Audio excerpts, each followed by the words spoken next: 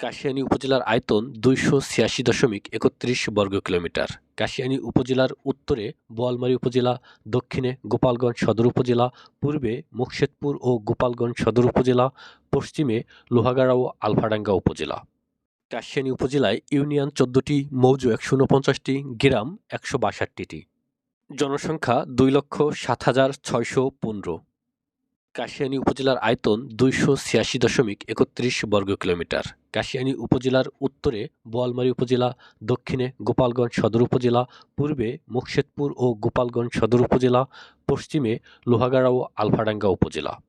কাশিয়ানী উপজেলায় ইউনিয়ন ১৪টি, মৌজা ১৪৯টি, গ্রাম ১৬২টি। জনসংখ্যা ২,০৭,৬১৫।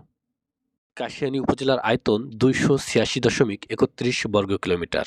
কাশিয়ানী উপজেলার উত্তরে বোয়ালমারী উপজেলা, দক্ষিণে গোপালগঞ্জ সদর উপজেলা,